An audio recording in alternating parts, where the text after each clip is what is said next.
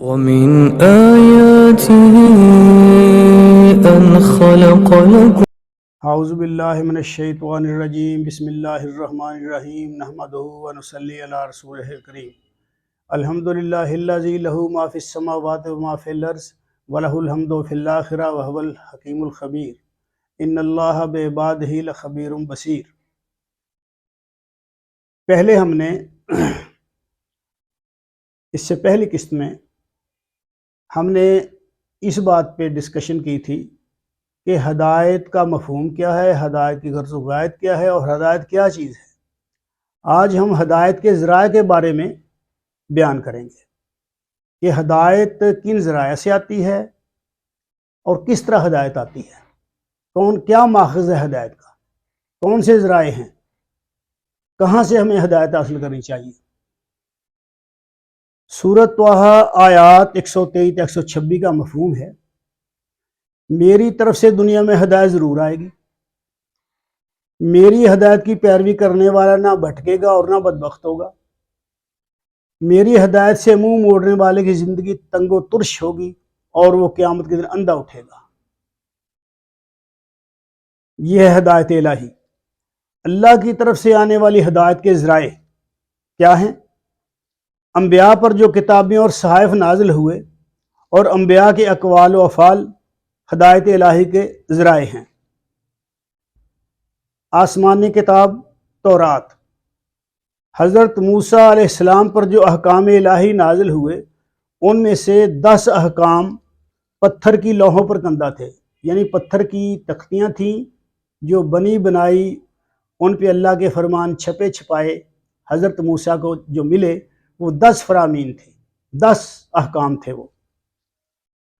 باقی دیگر احکام لکھوا کر حضرت موسیٰ نے ان کی 12 نقلیں تیار کی، یعنی جو دوسرے احکام تھے جو پتھر کی سلیٹوں پر، پتھر کی تختیوں پر کندہ نہیں تھے، وہ بھی لکھوا لی حضرت موسیٰ نے اور ان کی 12 نقلیں تیار کروائیں، کیونکہ بنی اسرائیل کے 12 قبیلے تھے اور ان 12 قبیلوں میں ایک ایک نقل تقسیم کر دی گئی اور حفاظت کی غرض سے ایک نقل ایسی تیار کروائی گئی جن میں وہ لوحوں والے، سلیٹوں والے، پتھر کی سلیٹوں والے 10 احکام بھی شامل تھے اور اس کے علاوہ بھی جو احکام تھے وہ ان میں درج تھے۔ ان سب کی ایک نقل کروا کر قبیلہ بنی لاوی کو دے دی گئی تاکہ وہ قبیلہ اس کی حفاظت کرے۔ اسی کتاب کا نام تورات تھا۔ یہ کتاب بیت المقدس کی پہلی تباہی کے وقت تک محفوظ تھی، یعنی یہ کتاب تورات جو تھی اس کی اصل شکل کب تک محفوظ رہی؟ بیت المقدس کی پہلی تباہی کے وقت تک۔ بیت المقدس کی پہلی تباہی کس طرح آئی؟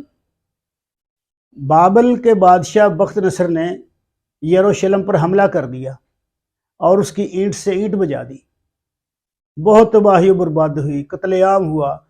تو اسی تباہی و بربادی میں وہ جو اصل تورات تھی وہ بھی کہیں گم ہو گئی اور جو قبیلہ بنو لاوی کو حفاظت کے غرض سے رکھوائی ہوئی تھی جو نسخہ، جو کاپی، وہ بھی کہیں گم ہو گئی۔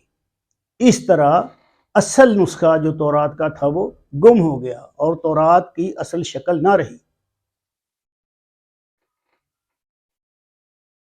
جو کاپی بنی لاوی کو دی گئی تھی وہ حفاظتی غرض سے دی گئی تھی، لیکن جب بابل کا بادشاہ بخت نصر یروشلم کو تباہ کر کے لوگوں کو قید کر کے ساتھ لے گیا تو وہاں وہ لوگ کافی عرصہ تک قید رہے۔ تو کافی عرصہ کے بعد جب وہ وہاں سے ان کی قید سے نکل کر باہر آئے تو پھر کیا ہوا کہ وہ جو لوگ وہاں سے آئے تھے ان میں ایک بزرگ جن کا نام عزرا یا عزیر تھا، انہوں نے واپس آ کر پرانے لوگوں کو، جو بوڑھے لوگ تھے، جو سیانے لوگ تھے، جو سمجھدار لوگ تھے، جن کو اس کتاب کا علم تھا، ان کو اکٹھا کیا اور ان سے سن کر सुन सुनाकर एक और नुस्खा तैयार किया गया। वो ये नुस्खा था जो आजकल चल रहा है। तो इस तरह अजरा या उज़ैर ने जो बचे खुचे लोग थे उनकी मदद से ये नुस्खा तैयार करवाया, और इसी तरह इन बुजुर्गों ने मिलकर जो बनी इसराइल की तारीख रकम की, इसी को तौरात का नाम दिया गया, जो बाइबल की पहली 17 किताबों पर मुश्तमिल है। असल किताब का वजूद बाकी ना रहा और सुनी सुनाई बातों को लिखकर किताबी शक्ल दे दी गई। तो अब अच्छी तरह समझ लेना चाहिए कि ये जो तौरात आजकल चल रही है ये सुनी सुनाई कहानियां हैं, असल किताब नहीं है ये। तो कुरान मजीद और तौरात के बुनियादी असूल यकसा हैं, लेकिन बहुत से जुज़वियात में इख्तलाफ भी है। तो इख्तलाफ चूँकि भेजने वाला एक है, पैगाम भी एक है, तौरात का पैगाम भी एक था, इंजील का पैगाम भी एक था और कुरान का पैगाम भी एक है। तो फिर इनमें इख्तलाफ कहाँ से आया? इख्तलाफ इसलिए आया कि वो किताब में अपनी शक्ल में, असल शक्ल में मौजूद नहीं, जबकि कुरान करीम अल्लाह की वो किताब है जिसका अल्लाह ने खुद जिम्मा लिया है। इन्ना नज़्ज़लना ज़िक्र व इन्ना लहू लहाफ़िज़ून, हमने ही इसको ज़िक्र को नाजिल किया है, अल्लाह फरमाते हैं, और हम ही इसकी हिफाजत करेंगे। तो कुरान की हिफाजत का तो जिम्मा अल्लाह ने लिया, कुरान अपनी असल शक्ल में मौजूद है।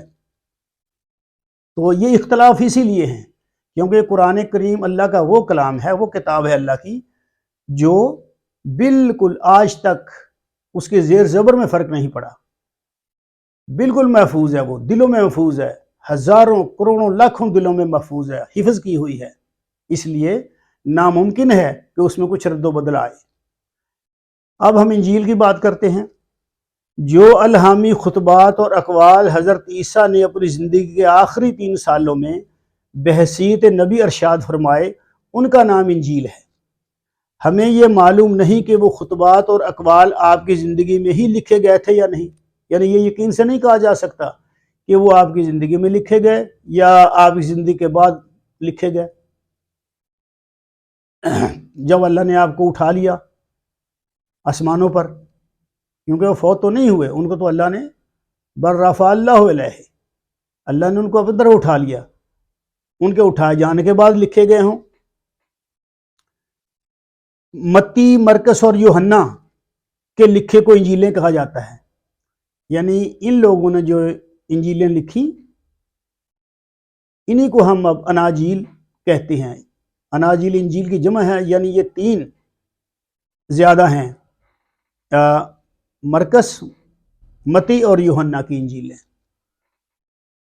दरअसल वो इंजीलें नहीं हैं, बल्कि इंजील हज़रत मसीह के वो अरशादात हैं जो उनके अंदर दर्ज हैं।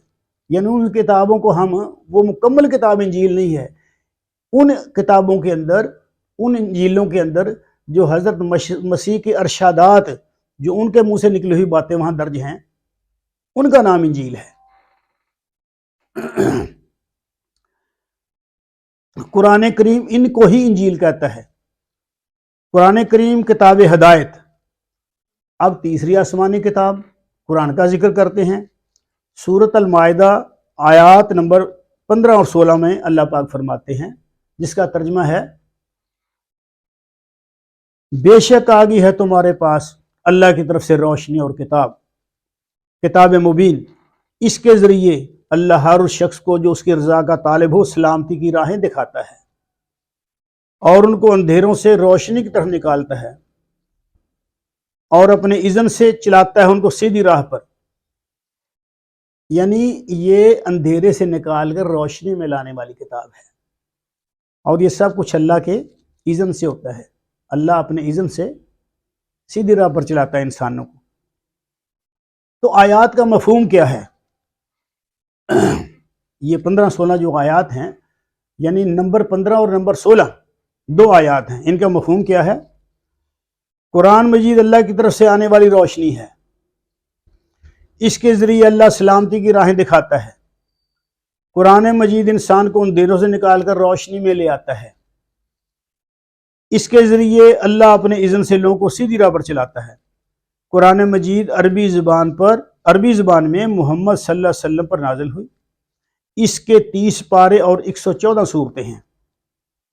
مضامین قرآن، اس میں امت مسلمہ کے لیے مکمل رہنمائی موجود ہے۔ اس کے مضامین پہلی کتابوں سے ملتے ہیں، کئی مقامات پر اختلاف بھی ہے۔ یہ اختلاف اس وجہ سے ہے کہ پہلی آسمانی کتابیں اپنی اصل شکل میں موجود نہیں ہیں، مگر قرآن کریم اپنی اصل شکل میں موجود ہے۔ تو رات میں بہت سی ایسی باتیں موجود ہیں جن کا حقیقت سے کوئی تعلق نہیں۔ قرآن میں تمام معاشرتی مسائل پر روشنی ڈالی گئی ہے۔ قرآن کی روشنی میں ان مسائل کا بہترین حل تجویز کیا گیا ہے۔ قرآن کی ترتیب اور لوگوں کی دی ہوئی نہیں ہے۔ قرآن کی ترتیب جو بعد کے لوگوں نے نہیں دی، یہ ترتیب پہلے سے ہے۔ اللہ تعالیٰ کی ہدایت کے ساتھ خود نبی اکرم صلی اللہ علیہ وسلم نے قرآن کو اس طرح مرتب فرمایا۔ جب کوئی صورت نازل ہوتی، آپ کسی کاتب کو بلاتے اور لکھوانے کے بعد فرماتے کہ یہ صورت فلاں صورت سے پہلے اور فلاں صورت کے بعد رکھی جائے، پھر آپ اسی ترتیب سے تلاوت فرماتے۔ صحابہ کرام بھی اسی ترتیب سے یاد کرتے تھے۔ تحریر صورت کے علاوہ بہت سے حفاظ نے قرآن کریم کو زبانی یاد کر لیا تھا۔ سب سے بڑی بات کہ قرآن کی حفاظت کا ذمہ اللہ تعالیٰ نے خود لیا۔ سب سے بڑی بات ہے کہ قرآن کی، جیسے پہلے ذکر کیا جا چکا ہے، کہ اللہ تعالیٰ کا ذمہ ہے قرآن کی حفاظت کرنا، کسی بندے کا ذمہ نہیں ہے۔ تو اللہ تعالیٰ نے، آپ کو پتہ ہے کہ اللہ سے بہتر اور کون حفاظت کر سکتا ہے۔ یہی وجہ ہے کہ دنیا میں اب صرف ایک آسمانی کتاب یعنی قرآن مجید ہے جو بالکل محفوظ ہے اور اس کا ایک حرف بھی کم نہیں ہوا۔ قرآن کے بارے میں اللہ کے ارشادات: ھذا بیان للناس وہدی وموعظۃ للمتقین، یہ آل عمران آیت نمبر 138۔ یہ واضح تنبیہ ہے لوگوں کے لیے اور ہدایت و نصیحت ہے متقیوں کے لیے۔ اے انسانوں، بے شک آ گئی ہے تمہارے پاس نصیحت تمہارے رب کی طرف سے، اور وہ شفا ہے ان بیماریوں کی جو دلوں میں ہیں، اور ہدایت اور رحمت ہے مومنوں کے لیے۔ قرآن کی حفاظت اللہ کی ذمہ داری: انا نحن نزلنا الذکر و انا لہ لحافظون، سورۃ حجر آیت نمبر 9۔ بے شک اس ذکر یعنی قرآن کو ہم نے نازل کیا ہے اور ہم ہی اس کی حفاظت کرنے والے ہیں۔ قرآن شفا صرف مومنوں کے لیے ہے، یعنی یہ ہے نا کہ قرآن شفا ہے، تو شفا کن کے لیے ہے؟ مومنوں کے لیے، صرف مومنوں کے لیے ہے، دوسروں کے لیے نہیں۔ یہ بنی اسرائیل آیت نمبر 82۔ اور نازل کر رہے ہیں ہم قرآن میں وہ کچھ جو شفا اور رحمت ہے مومنوں کے لیے، اور یہ ظالموں کے لیے سوائے خسارے کے اضافہ نہیں کرتا۔ ولا یزید الظالمین الا خسارہ، ظالموں کو تو اس سے الٹا نقصان ہی ہوتا ہے۔ قرآن شفا ہے ذہنی، نفسانی، اخلاقی، تمدنی امراض کے لیے، مگر جو ظالم قرآن کو رد کر کے اس سے منہ موڑ لیں ان کو قرآن سے نقصان ہی پہنچتا ہے۔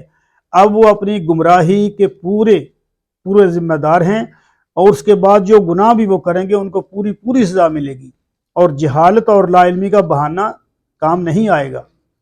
بعض لوگوں نے اپنے کاروبار چلانے کے لیے قرآن کو بہانہ بنا رکھا ہے۔ فلاں آیت شوگر کا علاج ہے، فلاں آیت کینسر کا علاج ہے، فلاں آیت فلاں بیماری کا علاج ہے، وغیرہ وغیرہ۔ یہ سب لوگوں کے ڈھونگ ہیں۔ تو یہ تو ان بیماریوں کا علاج نہیں، یہ سینے کے جو روگ ہیں، شفاء لما فی الصدور، جو سینے کے روگ ہیں ان کے لیے شفا ہے۔ تو اس طرح یہ جو لوگ جھوٹی کہانی گڑھتے ہیں، یہ اللہ پر بہتان باندھتے ہیں۔ اس طرح وہ روزی نہیں بلکہ اپنے پیٹوں میں آگ بھرتے ہیں۔ قرآن شفا ہے سینوں کی بیماریوں کے لیے۔ سینے کی بیماریاں کیا ہیں؟ یعنی اللہ تعالیٰ نے فرمایا ہے نا شفاء لما فی الصدور، تو یہ ان کے لیے شفا ہے جو سینے کے روگ ہیں، سینے کی بیماریاں ہیں۔ سینے کی بیماریاں کیا ہیں؟ ذہنی، نفسانی، اخلاقی اور معاشرتی بیماریاں، مثلا چوری، جھوٹ، غیبت، حسد، لالچ، بخل، کنجوسی اور اس طرح کی ہزاروں بیماریاں جو انسان اپنے سینے میں لیے پھرتا ہے۔ قرآن کی تعلیمات اور قرآن پر عمل کرنے سے ان بیماریوں کو شفا مل جاتی ہے۔